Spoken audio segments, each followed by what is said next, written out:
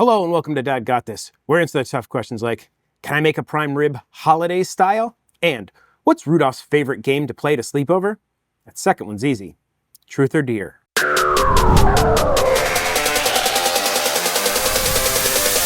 Every year around Christmas time, my local Publix puts prime rib on sale for $9.99 a pound. They did it again this year, so I bought one. This is a stupid good price for a prime rib, and I love prime rib.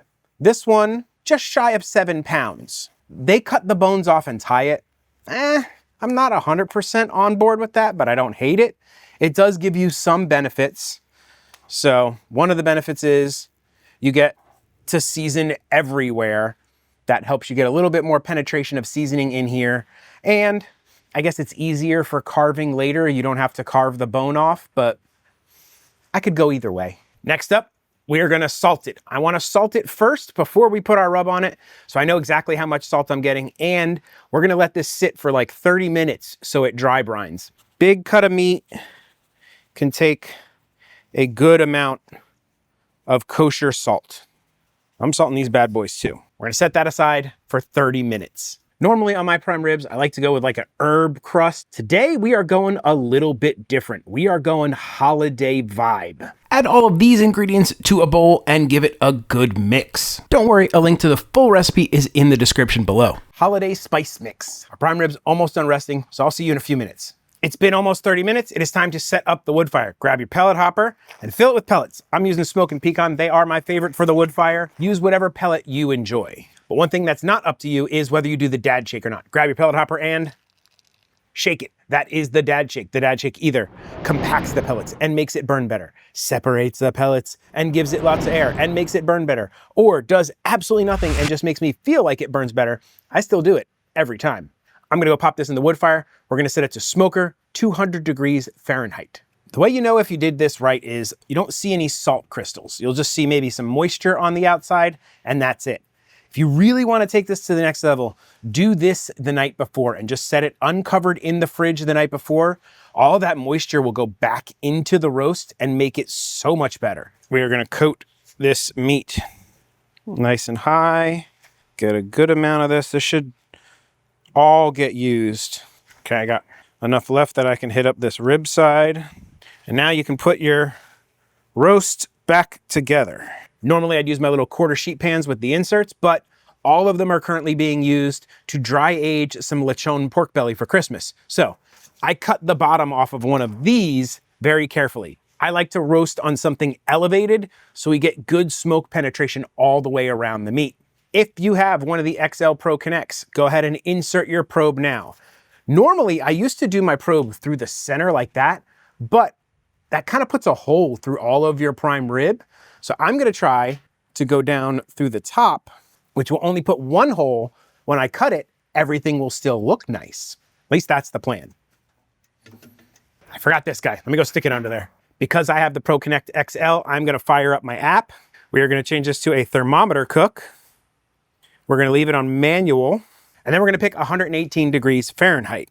Be careful, mine has like a glitch in it when I change the temperature after I've set it, where it just defaults to grill cold, no smoke. So I'm gonna have to reset this to the 200 degrees and smoker. I'm doing this because I wanna slowly raise the internal temperature of the meat.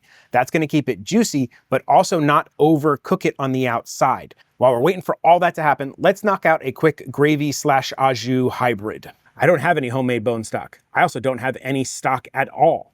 I am solely unprepared for this, but I have something in my pantry that is my go-to, ready at any time thing.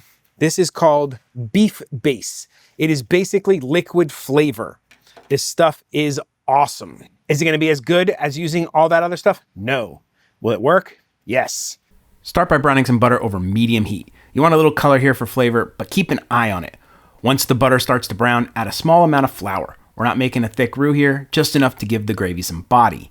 Now add in the beef base. This is where I got a little heavy-handed and a little too hot. So I cut the heat, deglaze with some water, and see if I can save it.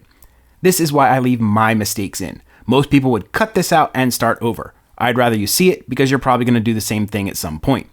Good news is it's not bitter. Bad news, it's super salty. So we pivot. Round 2, fresh butter, lower heat, and we rebuild it properly. Add a little flour again, Cook it out for a minute. To lean in the holiday vibe, I add a little cardamom and cinnamon. Not enough to be sweet, just enough to feel festive. And then start by bringing the gravy back slowly in until it tastes right. For you, you can just start right here and just use a good stock. From there, it's all about balance. A little water to mellow it out, a touch of sugar, a small splash of apple cider vinegar for acidity. Once it tastes right, I drop the heat and swirl in some cold butter to gloss it up. Final step, strain it out, get any of the burnt bits from my earlier enthusiasm, and now we've got a gravy, au jus, gray jus, whatever you want to call it. Now we just wait on the roast.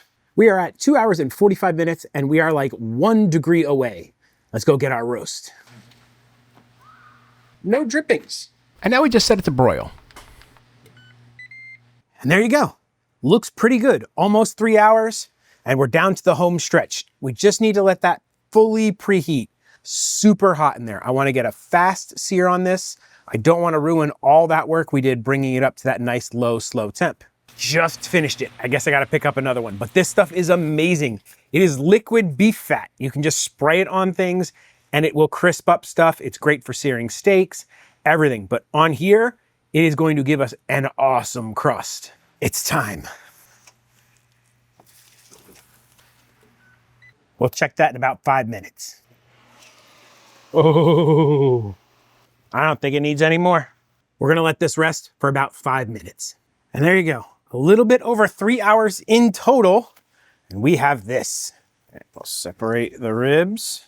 I mean, honestly, just that enough looks fantastic. But the ribs aren't why we're here. We'll cut off a thin little section here. Oh, man, that looks good. And then we're gonna do about 1 inch thick slabs. Oh my God. If that's not an absolutely perfect looking prime rib, I don't know what is. And just for fun, a gratuitous gravy pour. This is, I mean, I don't even know where to start.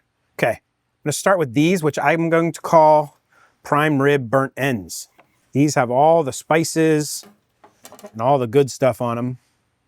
And we're gonna grab some of that.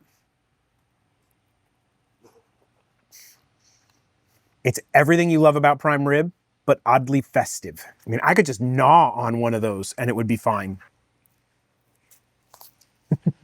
It's good. Oh, I mean, so tender. Let's try just a piece here, right from the middle. That is legitimately the best prime rib I have ever had. Hope you and your family have an awesome holiday and maybe try making this. I really appreciate each and every one of you who watches my videos, subscribes, comments, join the memberships. You guys are the best. If you are enjoying this stuff, please like and subscribe. You don't understand how much just doing that really helps my channel. I'm a small channel and I'm trying to grow. If you really want to help me out, consider joining the memberships. You guys get early access to videos, all kinds of fun stuff. I really appreciate each and every one of you guys who is a member. Speaking of the holidays, if you are looking for a great belated Christmas gift, think about my cookbook, Bad Jokes, Good Food. There is a prime rib recipe for the Woodfire in this book. It's a great recipe. It just uses a little bit different spices than the one here, but it's a fantastic recipe. It's only like 25 bucks. You can grab it on my website, link in the description. With all that out of the way, I guess there's only one question left to answer. What do you call it when Santa takes a break? Santa pause. Yeah, pretty bad. Dad may tell horrible dad jokes, cook fantastic prime ribs, but one thing Dad will never do is an outro. So that's it. Bye. This is the part where I thank all of my members. You guys are the absolute best. Thank you so much for your support and rock on. I don't know why I said rock on, but rock on.